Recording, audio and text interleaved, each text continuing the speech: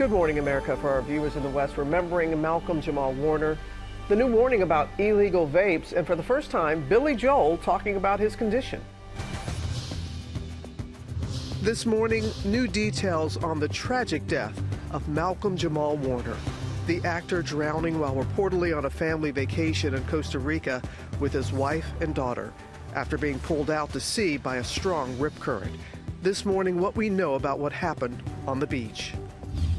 Mid-air scare, new video. Can you imagine being on that place? How close did a Delta jet get to this B-52 bomber? The White House releasing hundreds of thousands of files on the FBI's surveillance of Martin Luther King Jr. against his family's wishes, accused by some of trying to change the subject from Jeffrey Epstein. The president also weighing in on the Idaho college murders case, as Brian Kohberger is expected to receive 4 life sentences. What the family of one of the victims is saying. Why more than 5 million above-ground pools sold at some major retailers have been recalled. Colorful, concealed, and alarmingly addictive. And so here's an example of a backpack where actually the ability to inhale is concealed. The new warning about illegal vape products that appeal to kids. Spice up your life already? It's July 22nd, and the countdown to the PSL is almost over. I'm in New York state of mind. Billy Joel speaking for the first time about his condition. My balance sucks. It's like being on a boat. Why? That's a good question. And what he thinks may have caused it. And from the moment he burst onto the scene at age 13 as Theo Huxtable, figure 200. I want to look good. to watching him grow up before our eyes. Hit a spin. Hit a spin. Making families smile who watched his groundbreaking TV family on The Cosby Show. This morning, the tributes to the beloved actor as we remember the life and legacy of Malcolm-Jamal Warner. You know the nighttime is the right time. Live from ABC News headquarters in New York City, it's Tuesday. Good morning, America. Good morning, America. Thank you for joining us on this Tuesday morning. We have a lot of news to get to this morning. Ginger is standing by, tracking the dangerous heat, putting more than 65 million Americans on alert, plus the flash flooding and rescues overnight. But we're going to begin with the tragic death of actor Malcolm-Jamal Warner, who was best known for his groundbreaking role as Theo Huxtable on The Cosby Show. Warner drowned while swimming at a beach in Costa Rica. Police say he was caught in a high current.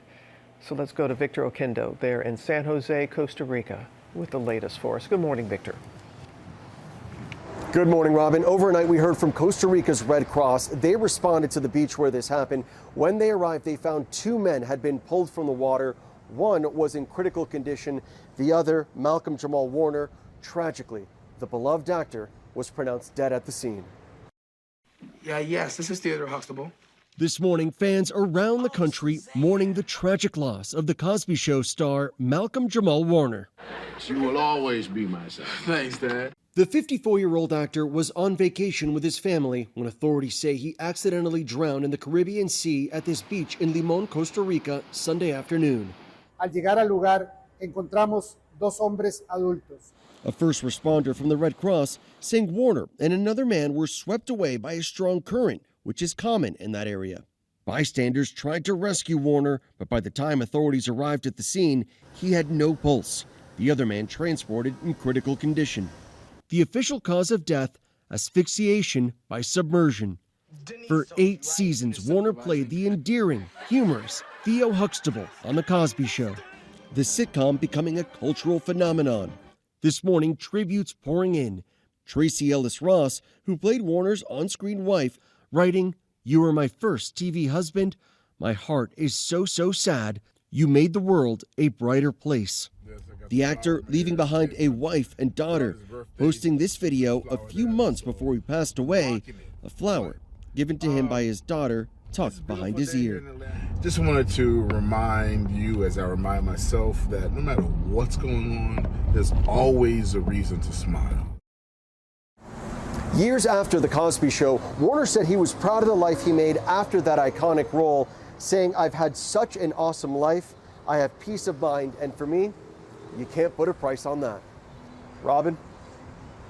Oh, right, Victor. We're going to have much more on his life and career. As he said, it went beyond The Cosby Show, Yes. and that'll be in our next hour, Michael. Yeah, well beyond. Yeah. All right, thank you, Rob. I'm going to turn now to the extreme weather. A new round of deadly flash flooding and more than 65 million Americans on alert for dangerous heat. Ginger's tracking it all for us. Good morning, Ginger. Yeah, we had deadly flash flooding again yesterday. This time it was in Overland Park, Kansas, where a woman was swept into a creek. But we've also got pictures from a rescue. So this is a good end to this story. This woman held onto these branches for almost a half hour before crews came to rescue her. This was at Indian Creek in Kansas City. Now, Charleston, South Carolina also had some flash flooding. They do that when they get rain too fast. And unfortunately, we're going to see that shot again today because we have an elevated level 2 out of 4 from Wilmington down through Charleston and even Savannah, Georgia, back to Columbia, South Carolina. Some severe storms with flash flood threat for Minneapolis, St. Paul, and Duluth, and then Ruidoso, that same place in New Mexico, under a flood alert today.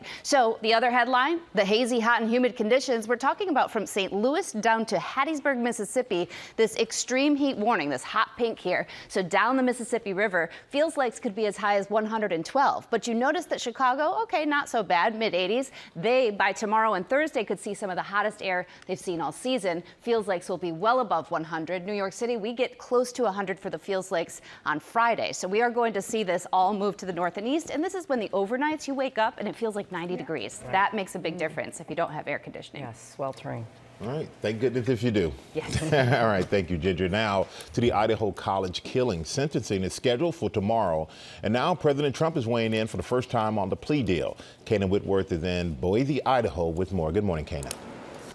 Yeah, Michael, good morning. The judge here in Boise is expected to sentence the now convicted killer Brian Kohberger to 4 consecutive life sentences with no ability to appeal. Now, the former PhD student has admitted to the murders of Kaylee Gonzalez, Madison Mogen, Xana Kernodle, and Ethan Chapin as part of a plea deal. This is a case that gripped the nation. It's now drawing the attention from the president, who is calling on the judge to, at a minimum, make Kohberger explain why he did this. Posting on social media, these were vicious murders with so many questions left unanswered.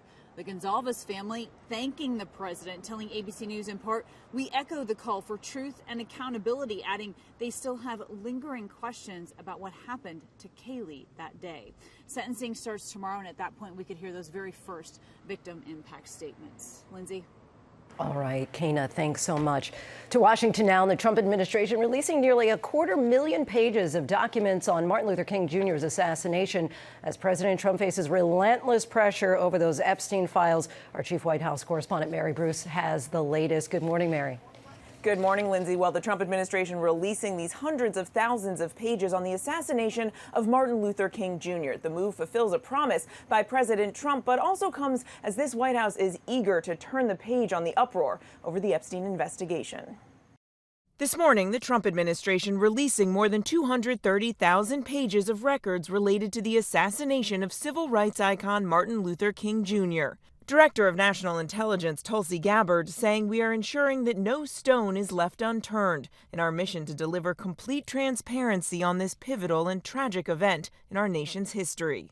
But King's children strongly opposed the release, saying in a statement, "We ask those who engage with the release of these files to do so with empathy, restraint, and respect for our family's continuing grief." Daughter Bernice King later posting, "Now, do the Epstein files." While the White House is touting the release of the King files, they still are not releasing the full files on convicted sex offender Jeffrey Epstein. Reverend Al Sharpton accusing the administration of trying to change the subject. You want to release files, 250,000 files from 57 years ago.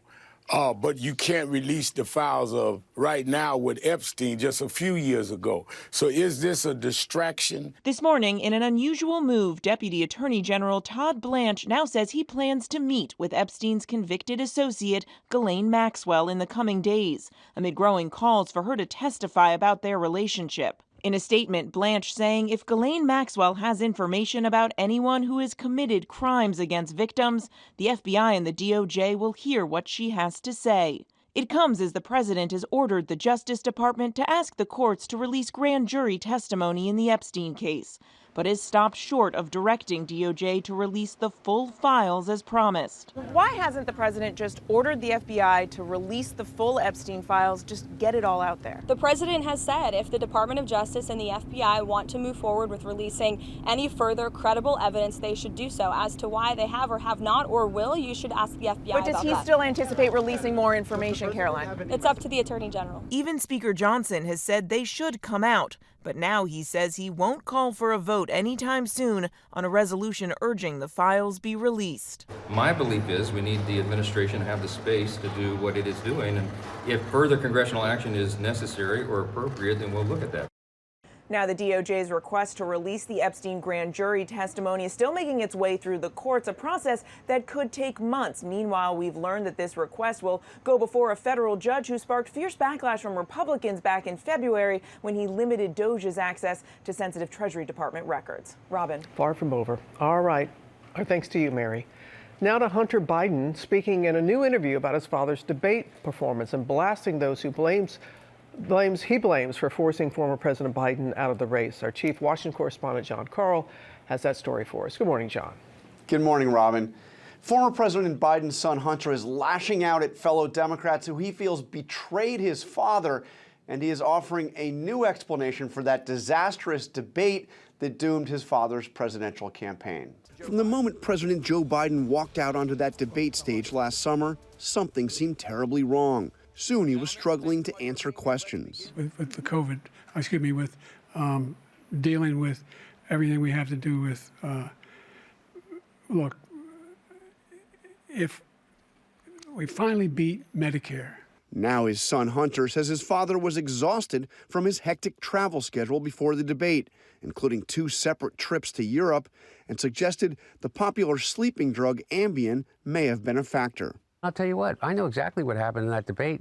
He flew around the world, basically, in the mileage that he could have flown around the world 3 times. Yeah. He's 81 years old. He's tired as They give him Ambien to be able to sleep. He gets up on the stage, and he looks like he's a deer in the headlights.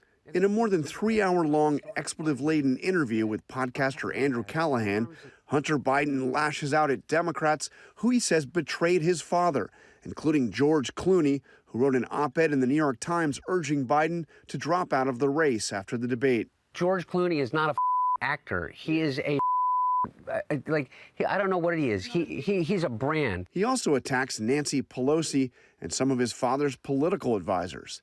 Democratic infighting, he says, cost the Democrats the election. Why do you think that the Republicans have an advantage over us? Because they're unified. They will go along with anything. I wasn't asking anybody to go along with anything. I was asking people to go along with this. The most successful administration in my lifetime. Most of those who Hunter Biden criticized, including George Clooney and Nancy Pelosi, had no response to his comments. A spokesperson for Joe Biden had no comment either. As for the Ambien, Hunter tells ABC News that he doesn't actually know whether his father took Ambien, but was making the point that he was exhausted from his grueling travel schedule prior to the debate and that, quote, his debate performance was completely out of character then and now. Lindsay? Yeah, quite a colorful interview there, John. Thank you. Now to the new video of the mid-air close call between a B-52 bomber and a Delta regional jet. Our transportation correspondent, Gio Benitez, joins us now with that story. Good morning, Gio. Hey, Lindsay, good morning. Yeah, the big question right now is how could something like this even happen? Well, the Air Force blames the air traffic control. This morning, federal investigators now working to find out just how close a Delta passenger jet and a U.S. B-52 bomber came from colliding over the skies of North Dakota. The 69 Bomb Squadron Night Bombs. New video showing that B-52 doing a flyover at the North Dakota State Fair. Seconds later, you see that Delta regional jet cross the B-52's trail. Could you imagine being on that plane?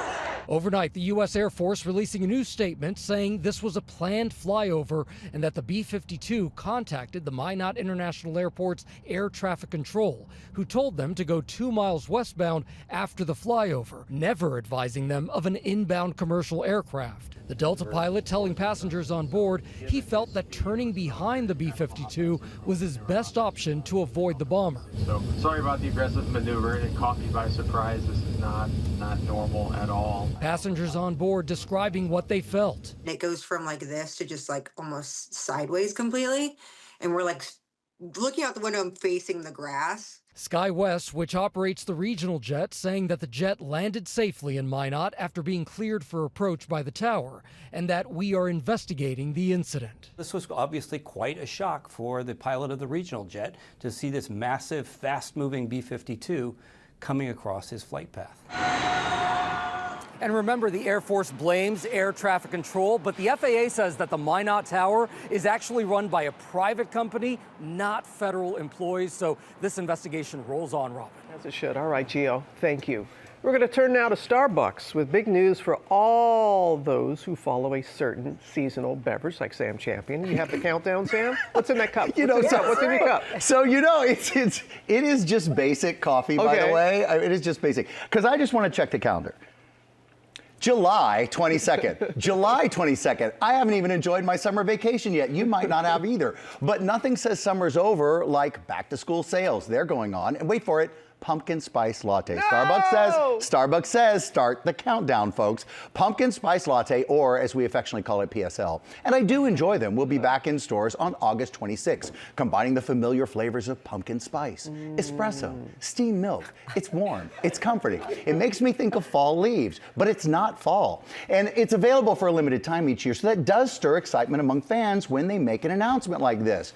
For those already counting, that's just 5 short weeks from today. The company actually calls August 26th the unofficial start of fall.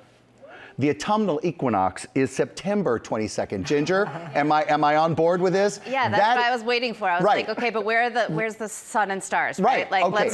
That is not now. For those of you who can't wait, fall and Halloween products are already available in some stores. I have seen them, and the pumpkin spice latte is on the shelves fairly soon. It's way too soon. But you are the perfect pitch man for PSL. The way you sold that drink. It sounds refreshing. It is delicious. It's just not for now. It's summer. Can I have summer? I'm just enjoying this whole conversation. I'm just mesmerized by it.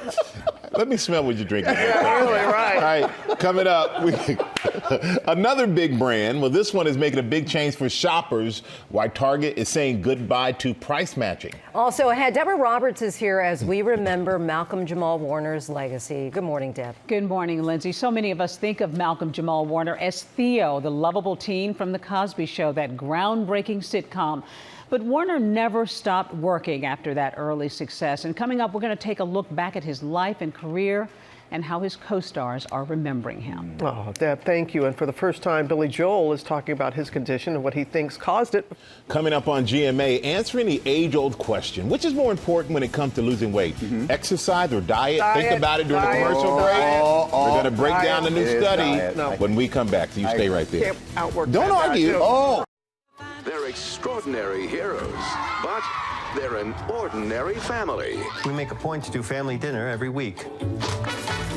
Marvel's first family, the Fantastic Four. Here on GMA, fans cannot wait for the Fantastic Four. First steps. Pedro Pascal and the Fantastic Family coming out in force for last night's world premiere. And on Thursday, the cast will be right here live. We are looking forward to that. But first, new at 7:30, the death toll from the military plane crash in Bangladesh has climbed to at least 31 people, with more than 150 injured. The plane went down into a school building on Monday after experiencing what was described as a technical malfunction shortly after takeoff.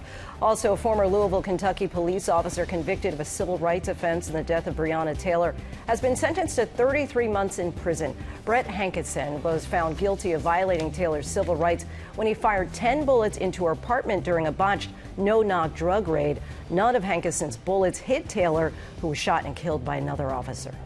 More than 5 million above-ground pools sold at stores including Walmart, Amazon, Costco, and Target have been recalled over a safety hazard linked to the drowning death of at least 9 children. The pools were made by Bestway, Intech, and Poly Group.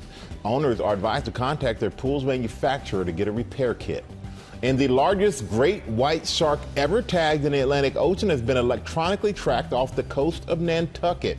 The shark is nicknamed Contender and is nearly 14 feet long and weighs more than 1,600 pounds. He was tagged earlier this year near the Florida-Georgia border and has been making his journey north.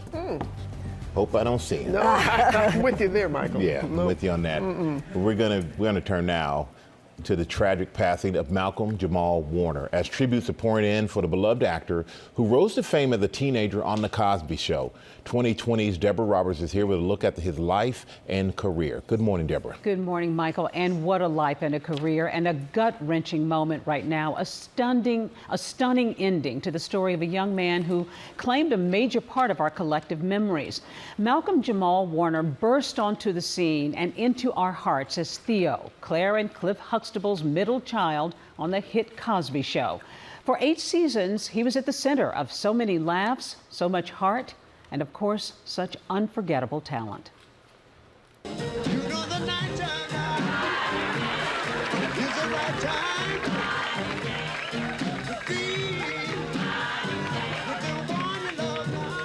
Each Thursday night, he charmed his way into America's hearts, playing Bill Cosby's only son, the lovable Theo Huxtable on The Cosby Show.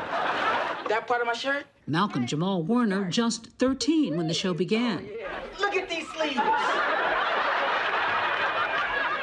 arms are the same length, worn out my sleeves. This collar's all crazy and its inside is too big. Maybe you tucked it in a little more. It's tucked into my socks. He would star as the well-meaning but mischievous son until he was 21. I say chill, homeboy, my hospital, Dr. J. So let's get busy till it comes this way. Doctor was singing to the bridge. Pap, pap, pap, pap, pap. Doo-doo, doo-doo-doo, doo-doo. The hit show watched by as many as 44 million people, changing the face of TV, focusing on a black family with successful parents raising 5 children. So, an apartment in Manhattan will run you at least $400 a month. I'll live in New Jersey. Figure $100 a month for clothes and shoes. Figure 200. I want to look good. Teaching them important life lessons with equal parts humor and love. Dyslexia, what's that? It's a disorder in which people see letters backwards or in a different sequence, but Theo doesn't see letters backwards. That's only one form of it, Mrs. Huxtable. Theo, when you're called upon in class, do you have difficulty finding the correct words to express yourself? Yeah. I mean, I know what I want to say, but I have a hard time getting it straight in my mind. Look, he's got it. Let's fix it. Warner was nominated for an Emmy for the role. Let me see you. Hit a spin. Hit a spin. Hit a spin. Oh, boy. Oh, boy. Later, winning a Grammy. Born in New Jersey, he attended a performing arts school in New York City, auditioning for the life-changing role on the very last day of the nationwide search. Cosby hand-picking him for the part, which was based on his own son. After the show ended, Warner never stopped working, starring for 4 years in the sitcoms Malcolm and Eddie. Oh, this is kind of fly. Hey, I can wear this with my top down and a Corvette. Hey, no, I don't want that. And Read Between the Lines. And I'm making my famous Alex Apple turnovers. But get this. I don't turn them over. Showing versatility in dramas like Sons of Anarchy. People on the street say the guy's driving the car with E-Stub crew. And most recently, The Resident. You find me a study that shows that the robotic approach is better than the standard CT surgery, and I will consider it. Unlike many child actors, Warner seemed to manage the transition from child star to successful adult with ease, recently beginning a podcast about Black life in America. We're saying not all hood, saying that the hood is bad, but the concept is like what the media shows us is one side of Black culture. I'd say my proudest achievement is being able to have a post-Cosby life and a post-Cosby career and still have my head on as straight as possible. You know, and I've had such an awesome life. Warner guarded his privacy, married and the father of a young daughter. He was 54 years old. What a man, what a man. And he did guard his privacy, but often gave glimpses of his family on his social media feed. Once writing of his wife and daughter, "I'll tell you this for free. Spending time watching a movie, then washing our vehicles together, priceless." The outpouring of grief and tributes from Hollywood to small town America saying so much about Warner's life. Tracy Ellis Ross, who you saw there playing his TV wife, once saying, "My heart is so, so sad. What an actor and friend you were. Warm, gentle, present, and kind." And that's what you seem to hear all the time about him, right? And you mentioned the child star aspect, because there are so many who really have a difficult time adjusting as adults, and he really seemed to seamlessly transition, which he credited to his mom in large part. Yeah, exactly. He prided himself on the fact that he really kept going and did very well in so many aspects. Won a Grammy, I mean, for spoken poetry. He was so much more than just a Cosby kid. I mean, you know, a musician, a director, an actor, a father, you know, and a husband. So that smile just warms the screen when you see. Now, GMA, with a change for shoppers at a major retailer, Target says it will no longer match competitors' prices. Janai Norman is here with that detail for us. Good morning, Janai. Good morning, Robin. It's the end of an era for those who still shop at Target. The retail giant doing away with price matching, bringing the chain in line with most big box stores. Target announcing that on July 28th, it will no longer match prices from Amazon and Walmart. The only way to get a cheaper price in store is if Target.com has the same item for less, then that price will still be matched. The company saying, "We found our guests overwhelmingly price match Target and not other retailers," which reflects the great value and trust in pricing consumers see across our assortment and deals. While most retailers have ended price matching over the years, some still do, including Best Buy, Home Depot, and Lowe's. This comes as Target is struggling with a sales slump at its nearly 2,000 stores in the U.S., an ongoing boycott of Target dramatically impacting foot traffic and sales in stores. The company missing its first quarter revenue estimate and cutting its full year outlook, also citing tariffs as a contributing factor. The CEO saying possible price hikes are on the table, but that would be a last resort. Guys. All right, Janai, thank you so much. And now to Billy Joel, sharing new details about his health battle in a new interview and why he thinks his history with drinking alcohol may have actually played a role. Sam, you're back with that. I think people want to hear this information, and so finally he's talking about it. This is the first time we're hearing from the Piano Man since he was diagnosed with a brain disorder, going into great detail about what his day-to-day life is like now and why he thinks the choices he made in the past may be dictating his present and his future.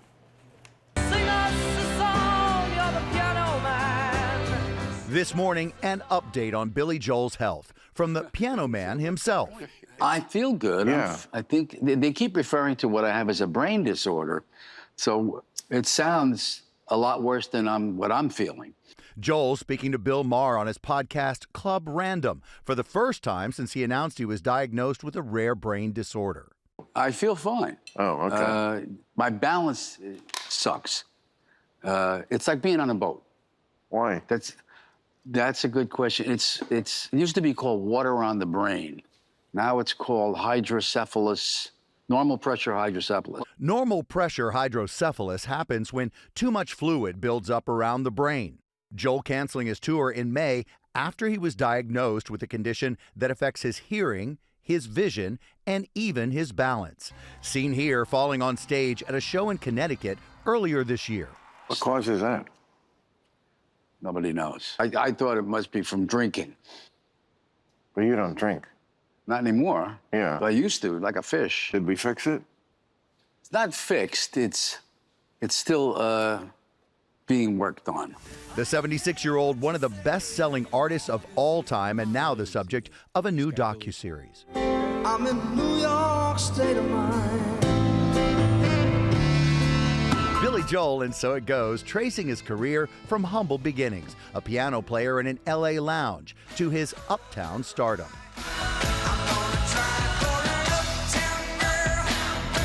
The docuseries director is giving GMA an update on his recovery last week. He's doing physical therapy. He's healing. He's working on getting better. And I wish him nothing but the best for that. So many incredible moments in that career, from the curly hair and the sunglasses to marrying Christy Brinkley. You can see the second part of the documentary Billy Joel and So It Goes Part 2, premiering this Friday at 8 o'clock Eastern on HBO and HBO Max. Uptown Girl, one of my favorites. All right, thank you. Now with our play of the day, the 7-time Grand Slam champion Venus Williams is set to play her first singles match in more than a year. Well, now, could her sister Serena be next? Well, we'll read. Here with the latest on that. Let's not get ahead of ourselves here. Let's just appreciate the fact that Venus is playing, because it's very exciting. She takes on American Peyton Stearns in singles this morning, and Williams is almost twice her age. She's been around a long time doing her thing. She just won her opening doubles match at the Mubadala City Open in Washington, D.C. yesterday. She and fellow American partner Haley Baptiste taking it in straight sets. Williams wowing the crowd in the sport she and her sister dominated for a generation, and she last graced a tennis court well over a year ago, March of 2024. She went down in the first round at the Miami Open, and she was dealing with several injuries then. She said she's not sure if she's going to play after this tournament, but her name has been submitted to possibly play mixed doubles at next month's U.S. Open. And now the next big obvious question, will Serena join her? Venus said recently, quote, "The only thing that would make this better is if she were here." And fans already got excited because there was a video here you see of Serena practicing on the court. That backhand. I don't know what that means, but she's still quite good at tennis. And I mean, she's just doing what she... getting a workout. Yeah. Exactly.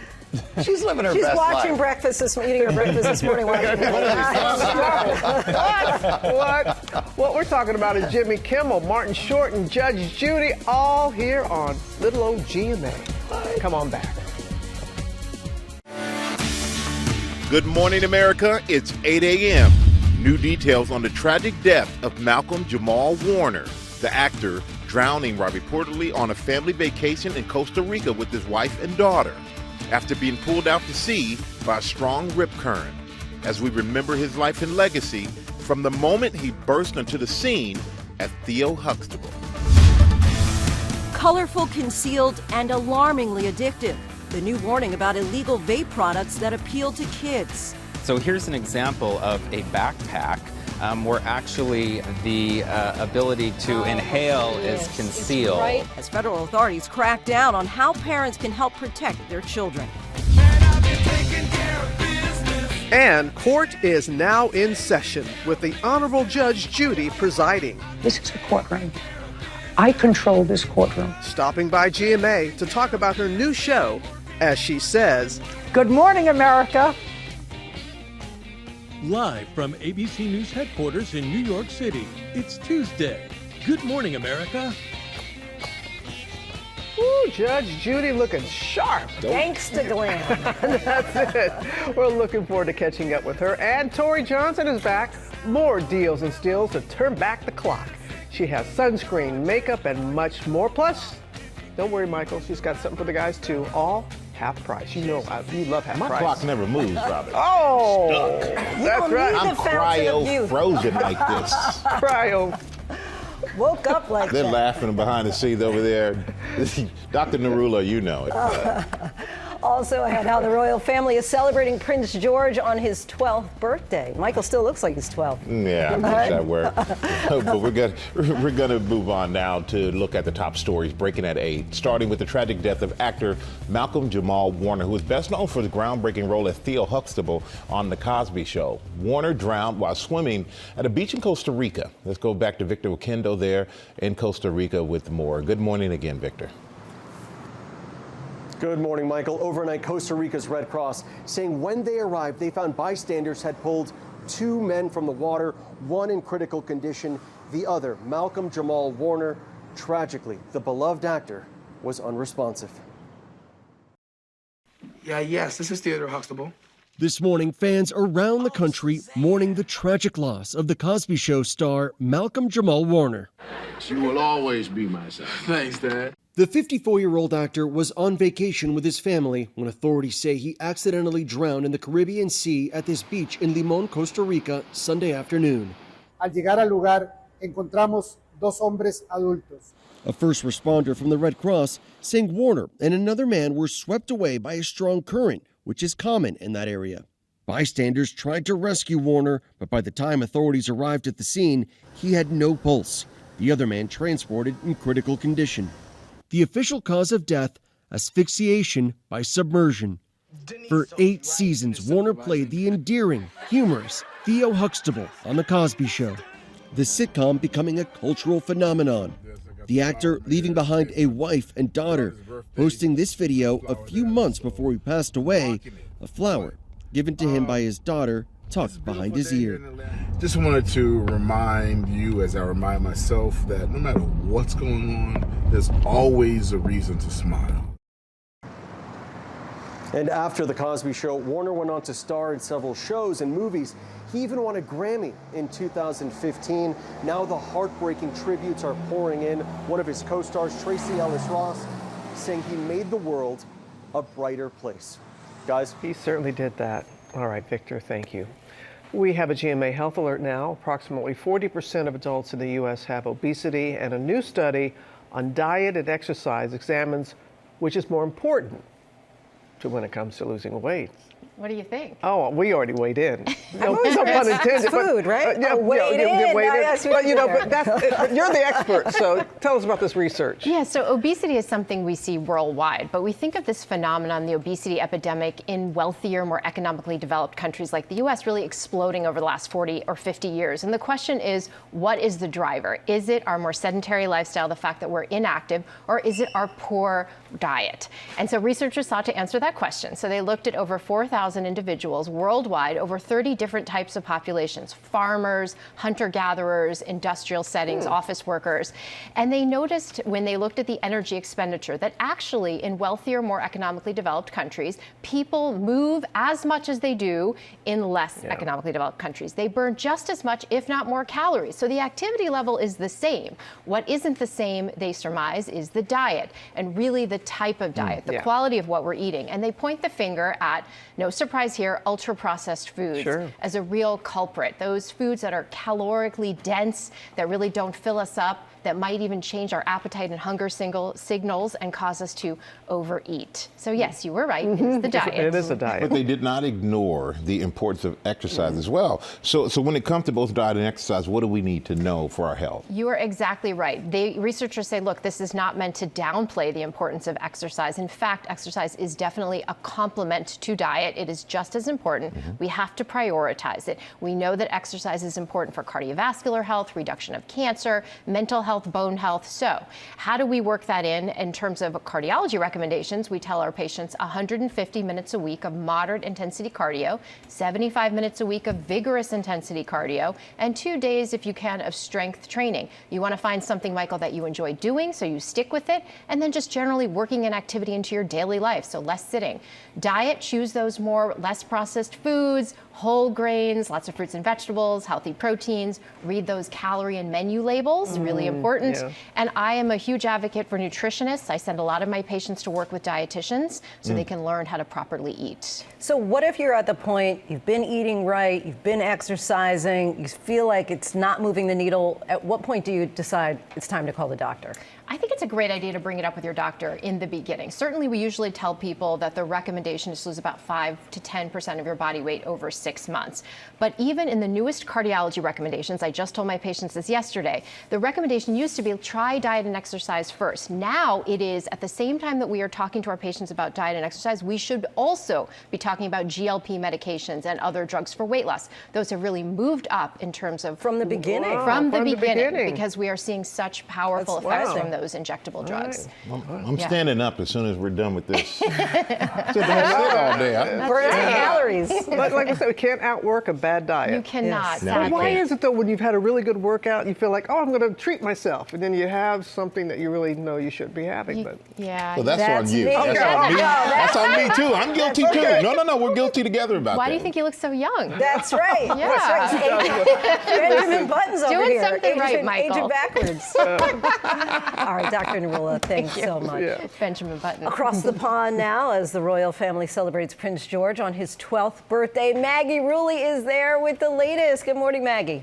Hey, Lindsay, good morning. Yeah, the little prince isn't so little anymore, just 1 year shy of becoming a full-blown teenager. Well, his parents posted this photo to their social accounts to mark the special day. They just wrote simply, "Happy 12th birthday to Prince George," with a little birthday cake emoji.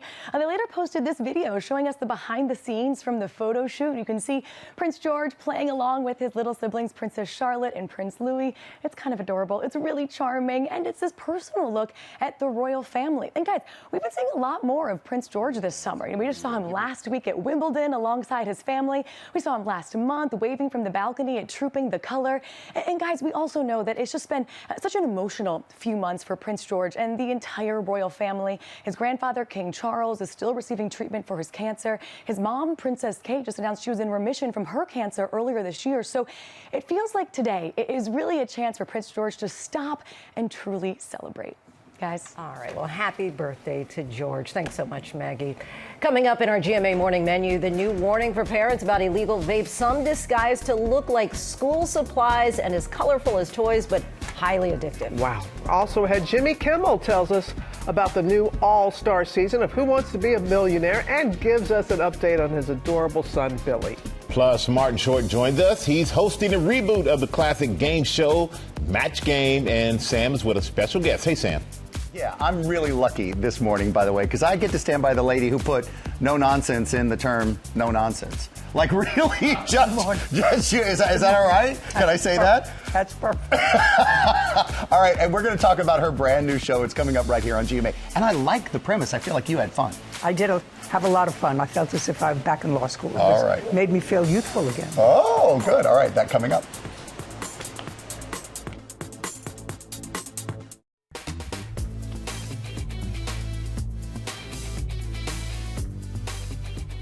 That is beautiful. Feels good out What there. a view. Yeah.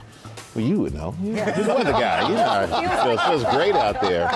That's right.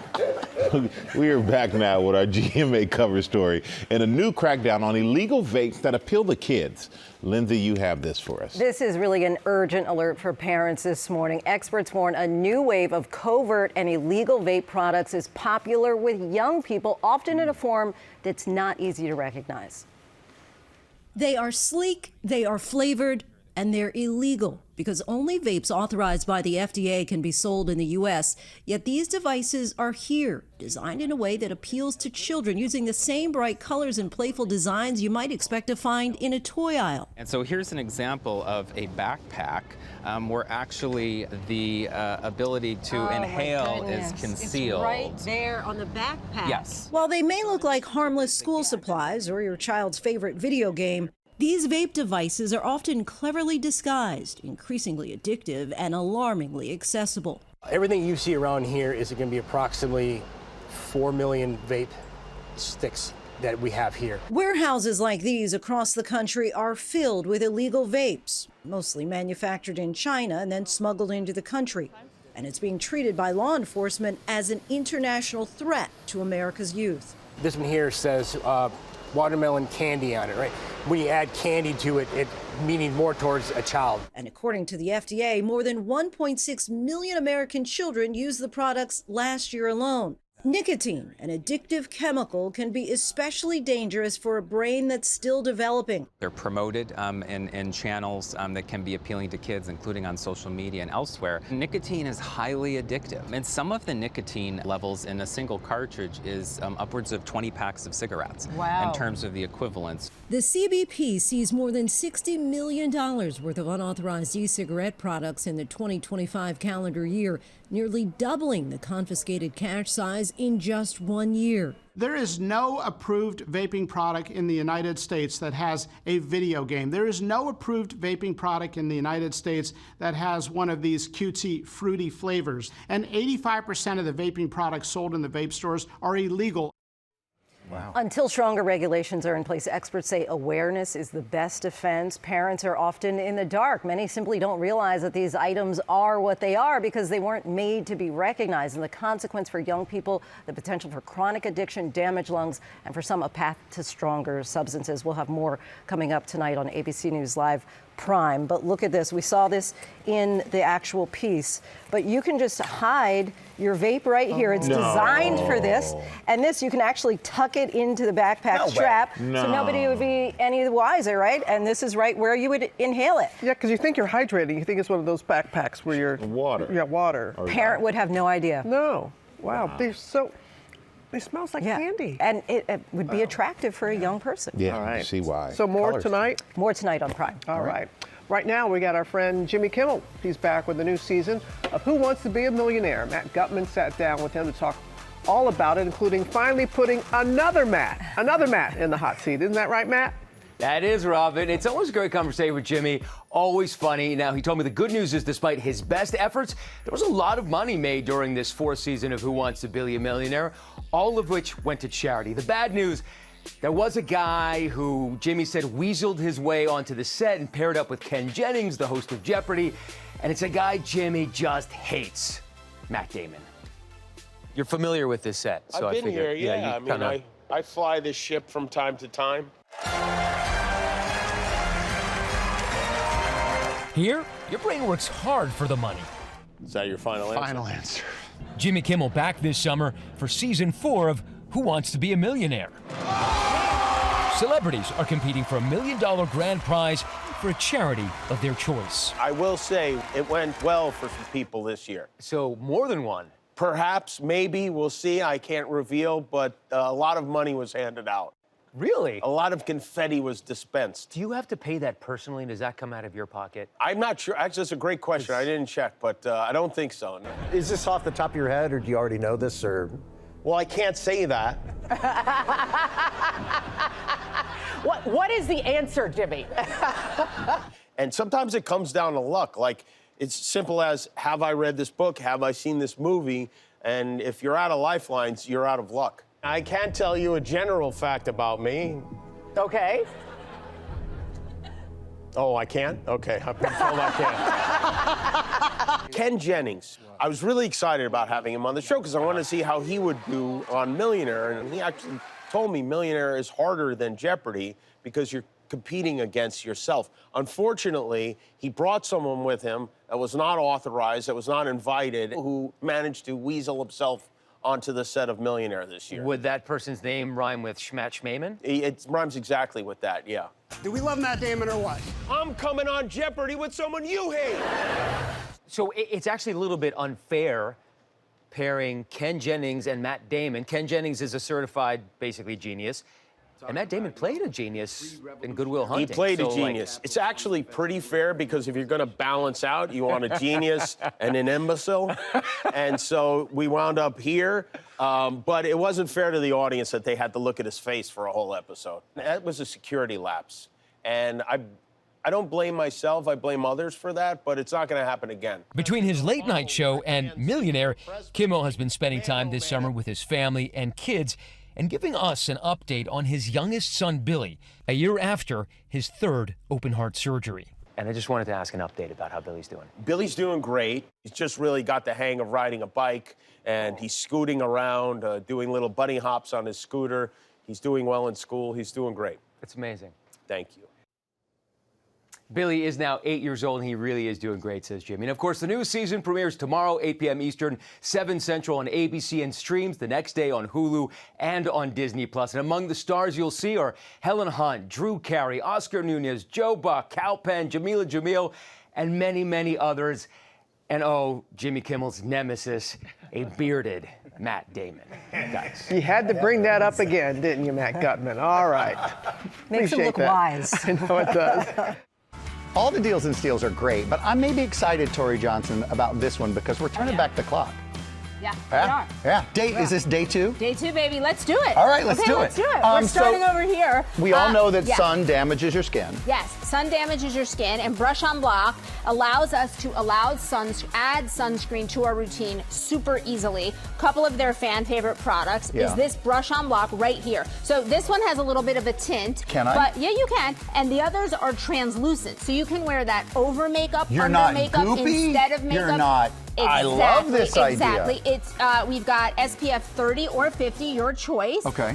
Nice variety. And then they also have a couple of other products that I love. This is a spray lotion, SPF 50 for your body. This little one I like also. This SPF 50 is great size for travel. Yeah. Easy to keep in your makeup bag so that you can refresh as needed. Or in your beach bag, because you don't want to carry the big stuff all the time. That's right. I also like their lip color that has SPF in it. All of these products 50% off starting at $9. Beautiful really good stuff. ones. Okay, probably my favorite lip product that I use all the time. You have great Flawless. lips. Thank you. So I have kind of small lips that are plumped without the sting because of this product. So the gloss right here, Daisy Pink, my all-time favorite. Plus, Elena lined it today a little bit with this one, a Dusty Rose, I think it's called, Ooh, underneath. Dusty. Yeah. They've got cream blushes. All of these products, but what's really special about them is that it's got a product in here called Maxi Lip, which is clinically proven to plump and smooth without the sting. Wow. So you wouldn't know this, but a lot of us do. When you use plumping lip products, a lot of times it plumps because there's something in it that makes it sting. Right. This and you doesn't feel do it, that. it goes And you numb feel or it. whatever that is. Yeah, not and great. The injections aren't comfortable. Friends tell me that. Yeah, I yeah. wouldn't, so this is great. Half price starting at $10.50. All right. All right, then we want to be able to see our beauty we do. routine. This is a great mirror from Zadro. My eyes are failing now, Tori. I know. So you got to get it really close, Yeah, so and it's got a magnifier. You've got oh, a hi there. 10-time magnifier, a 1-time magnifier. Hello, You've got handsome. LED lights. What's great is that you can use this tabletop, so it will literally stand tabletop, or you can collapse it to carry into your bag and take it with you on the go. Tiny like this, slash in half. Really great buy from Zadro. Bring it with you because you always have a friend with you. That's right. Dollar Shave Club making their deals debut. We've got a nice variety, everything you need for a great shave without the high price tag. So we've got two different things here. They're this blade, it's 4 blades in this, which is great for perfect shave. It's also it's wide enough so that thick and long hair can get through. And then feel how good this is. That's their sleek, luxurious, heavy metal handle. That's gorgeous. That makes a great gift. Yeah, it does make a good gift. And it's a little more control in your hand. Yeah. We also have all kinds of electric shavers. We've got this, which you can shave, trim, and shape all in one. All the guys here. You know, it is bikini season, Tori. There you go. I got this. That's what we have for this one here. This one's for bikini. There you go. Everything slash and half starts at $4.25. All right. All right. Then BioIonic also making their deals debut. This one right here. This it's all about healthier hairstyles faster. So this one right here, this 10X, really great for enhancing shine, reducing frizz. Okay. These curling irons right here, 2 inches longer than most, so more hair fits in. And then their high efficiency dryer and diffuser dries hair faster. These are fabulous. Healthier hair, 50% off and free shipping. Fast. Oh, and this is just, if you don't have these, get these. Pillowcases. It has zipper compartment, machine washable, great for your hair, skin, face. These are slashed in half, plus free shipping. Free shipping. 15 different colors from Blissey. No, this is like nothing is cozier than that. Hey, we partner with these companies on these products, and you can get them all at our website. Coming up, Martin Short joins us live. We'll be right back. Tori, I feel younger already.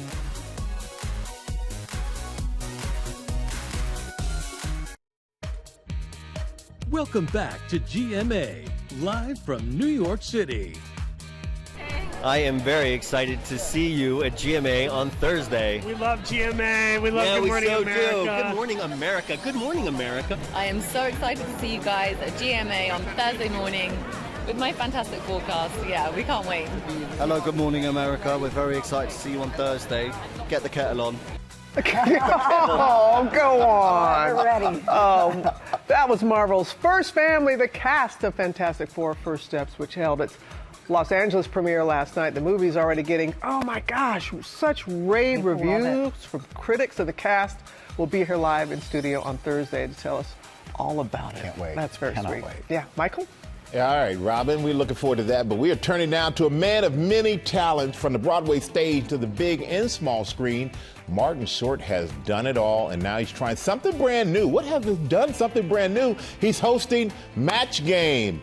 Martin Short, welcome to GMA. Seeing your face just puts a smile on everybody's face, Martin. I got to say, I like that. Thank you. Yeah, you know, we're so excited to talk to you about Match Game, but first, we have to congratulate you for your Emmy nomination. Congratulations for all of us here. Best Actor in a Comedy Series for one of our favorite shows, Only Murders in the Building. So what does it feel like to keep getting recognized for this show in particular?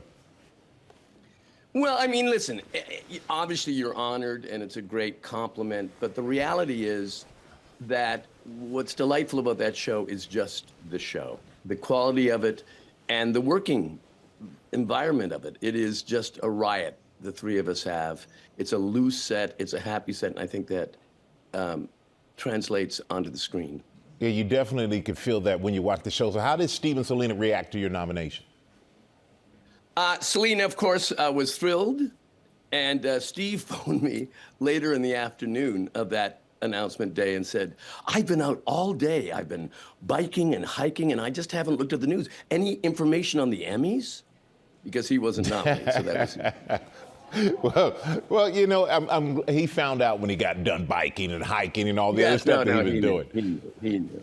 And speaking of Selena, she's a guest on Match Game, and we have a clip of how she is. Yeah, we have a clip of how you introduced her. Let's check it out. Selena, my beautiful, beautiful co-star of Only Murders in the Building. Your career is so incredible, and it started in 2002, which is so ironic, because also in 2002 is when the Oscars started prepping my in memoriam package. So, no, it's the coincidences of life that are fun. I told you I'd be your caregiver. You two have such a unique relationship. We all love watching that. You know, it's her, by the way, it's her birthday today. Oh, well, happy birthday to Selena. That's right.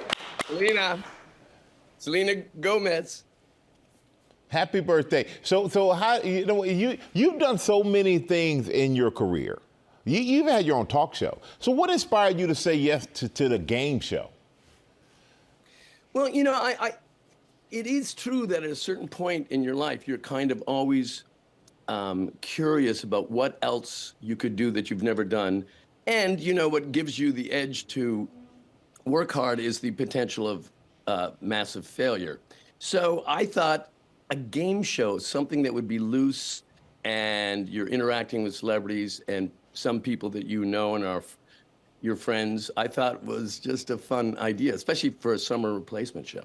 And I think your natural, you know, personality and comedy and timing and all that's perfect for a game show. You actually knock it out of the box on the show. So congratulations to you on that. And I want to get back to Only Murders in the Building for a second. You guys just wrapped season 5, and you have some major star power. Renee Zellweger, Christoph Waltz, Diane Wiest, just to name a few. But you couldn't even walk around that set without bumping into multiple Oscar winners. How is that?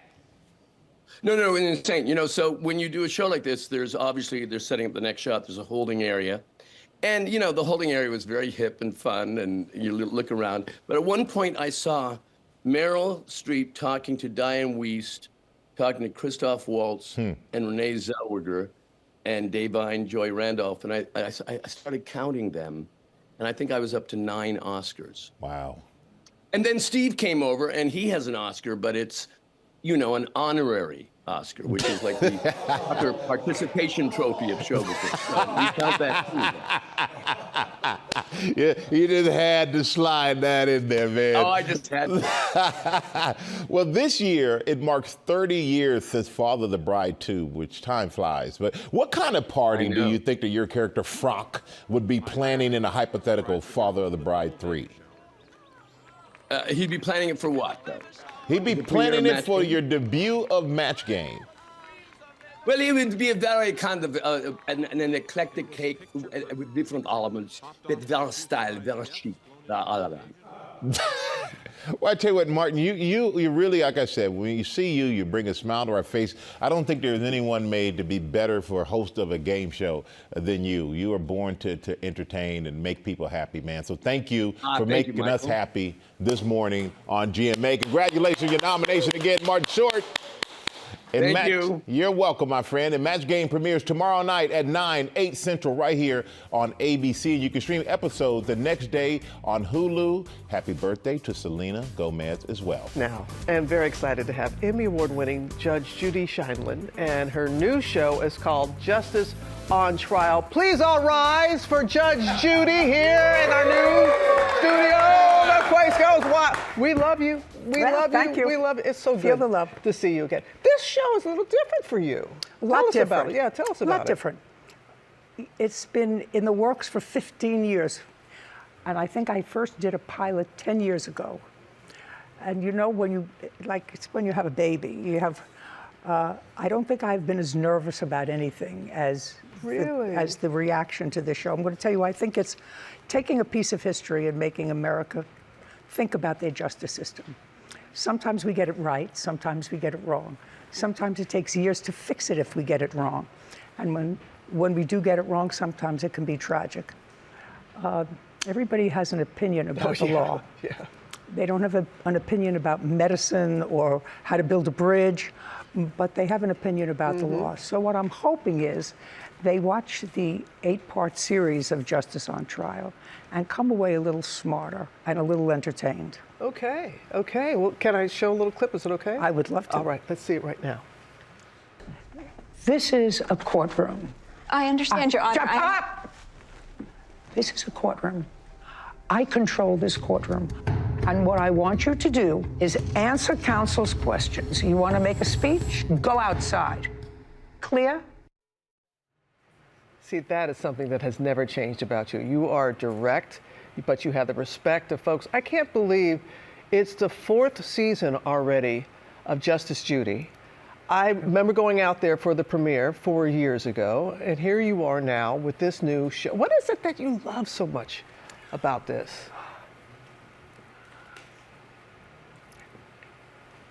The public knows when someone is Mirandized. We were all court junkies, you know, we watch court shows. So but you know the genesis of that. We all understand that you're entitled to a free lawyer if you can't afford a lawyer. But you don't know how that came about. I mean, certainly not a constitutional guarantee. It wasn't until 70 years ago. The little clip that you saw was about free speech. And the witness that you saw was the daughter of the head of a very, very right-wing church who did not believe in gays in the military and picketed every military funeral that they could get to and did with regard to this young man. You might remember the case. And it was really pretty vile. I remember. To have to deal with that kind of picketing when you're burying your 22-year-old Marine son. I think he was a Marine. And they sued him. And the trial court had one verdict, and the jury. And the Supreme Court of the United States had a different decision. And we're still fighting over it. Wow. You know. So those are the type of cases that you're going to be doing? We're going to do some. There are some criminal cases that we do. It's 8 parts. I'm hoping it's received well. I'm sure it will be. I'm sure it will be. Because you are received well. I've gotten to know you, and when you're out in the streets, I mean, you present yourself a certain way, you know, being tough, but you are so sweet with your fans. Well, what do people ask you now? You can't, you know, you can't be a celebrity. And when you are been around for 30 years, if you have that, you are a celebrity. You can't be a celebrity unless you have fans. And I never quite understood people who were rude to fans. It just was ridiculous. It's like being a butcher coming outside and saying, "Don't eat meat, it's bad for you." I don't understand. Exactly. You know, I just don't understand that. Yeah. So I've actually enjoyed it, and everybody is pretty respectful. They don't ask you anymore about law? They just say how much they enjoy watching you? No, I watch. Wait, it's gotten to be. I used to watch it with my grandmother. She's gone 10 years. I had your picture you sent to me, and I buried her with it. So. Oh, wow. Yeah. Sometimes. Just some things like that. Is retirement even in your vocabulary? Do you even know what that word means? You know, rewiring is. I love that. This is a rewiring for me. I was accustomed to doing something for almost 30 years. And even when I created Hot Bench and then Tribunal Justice, that was still in the same melody. Right. But this is a whole different adventure for me. So it's not, you don't retire. No. You rewire and find something else that works for you. I like that. Rewire, reimagine, you know, that's exactly what you're doing with this. Yeah. And I'm so glad that you are. I'm so happy to see you. Thank you. Thank you so much. I want people to know that Justice on Trial, it is streaming now on Prime Video. You have found a home. Thank you. Not only is she lots of fun, coming up, she's the best-selling author behind the popular A Good Girl's Guide to Murder. Is that like a pocket? Is that something we should have in our pocket all the time? YA series author Holly Jackson is with us up next to talk about her debut adult thriller. Adult thriller? I know, I'm Are we grown ready? up, Yeah, there we go. Welcome back. I'm excited for this interview because I really enjoyed just a second with you a moment ago. It's not quite August yet, but we're getting you ready for it. Our GMA August Book Club pick, Not Quite Dead Yet. It's a morning affirmation for me. It's an adult thriller by New York Times bestselling YA author Holly Jackson, best known for her A Good Girl's Guide to Murder, best title ever. Hi, welcome. Thank you so much for having me. I've caused chaos already, so it follows me around. Those are our favorite guests. Yeah. So tell us about Not Quite Dead Yet. So this book is my first adult thriller. Yeah. Tells the story of Jet, who is 27 years old, but I think she's quite relatable to a lot of us because she's sort of failed to achieve anything in life. But, you know, she's young. She's got plenty of time. She's like, I'll do it later. But her plans go a little bit awry when on Halloween, at the end of chapter 1, she is murdered. But she is not... That's an early murder in chapter 1. Yeah, early murder. Yeah, you heard it here first, folks.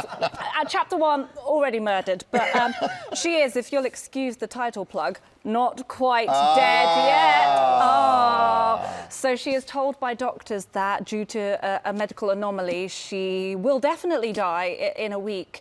And that's not great. But Jet decides, OK, I've got a few days left. What am I? I'm going to finally achieve something. So she says, I'm going to solve my own murder, which is the sort of less relatable part of her character. No, I think this is interesting. I Not love a it. universal experience, I hope. Sounds like a good read to me. How do you come up with the twists and turns, and when do you know this is too obvious, this is too easy, this is too over the top? Yeah, so I approach every book in the same way. I kind of write books like a screenwriter would write books, so I'm very meticulous about my act structure. Picture me with loads of index cards with scenes written on it, kind of chaotically spread around my floor while I'm there kind of putting them into order. So I can run the whole plot of the book like a movie in my head before I've even written one sentence of the book. So I make sure that like I know all those twists straight away, that everything is working before I start writing. That's so yeah, interesting. I know the twists very, very early on. And I say there's no twist that twists too far. Watch out, you can never trust me, guys. But see, I think you're right, and clearly you're doing it right because you just wrapped season 2 of A Good Girl's Guide to Murder. Yes, we did. And, you know, you've gone from laying the cards down to scenes to really being involved in the scene. Yes, so I am lead writer of season 2, which has been really fun for me. A steep learning curve, and you learn quickly that books don't have a budget. You can do whatever you want. TV, on the other hand, we got a long business. Oh, we got a budget. Oh, yeah, we do. You can't just blow stuff up willy-nilly like they're like that costs money. No, you can't have that. So that's been a fun learning experience for me, but I'm really proud of season 2. I feel like it's the adaptation I always wanted it to be. Everyone has nailed it this time. Everyone's kind of elevated. I'm so excited for when eventually it's out. I don't even know, but I don't even know what day of the week it is right now. So none of us do. Join the club. Yeah. Exactly. And so typically you write for young adults. This, of course, is geared toward adults. But are you still going to go back to that genre? Of course. Okay. Betray my roots? Never. No, I think I will always write young adult and adult books. I think I always sit very uncomfortably at the top of what is acceptable in young adult, as I've been told a lot in my Goodreads reviews. They're Which like, makes them great reads, well, right? Exactly, Yeah. that's what I say. So I think it was quite a natural move for me, but I will just keep doing both and kind of judge on a book-by-book basis, I think. So, yeah. It must be so rewarding to finally get your hands on from your book to your TV series as well. I mean, personally, is that something you always dreamt for? Yes, I think I always knew, do you know, even as a writer, I would say, yes, I do read, but I kind of watch more TV and film than I do read books. To me, that's sort of where my storytelling instincts have come from, what's kind of taught me how to be a writer. So I think I will always do both, and I think it has serviced my books to know the tricks of screenwriting, which is why my books, they're quite cinematic, so they kind of translate easy-ish. I mean, it was quite hard work, but like they kind of work. But yeah, it's a really trippy experience to go onto a set and suddenly be like, wait, this is random. Right. I just made all this up, and now there's a whole bunch of people and there with it jobs. is. That full circle moment. Yeah, Holly, it truly is. Thank you so much for coming on the show. Please continue to write for both genres. Oh, I will. I've signed contracts. I have to. Not Quite Dead Yet is available now. We've learned so much about the equinox, have we yes, not? that's right. And the Yes, we solstice. have. Yes. Have a great day, everyone. Bye.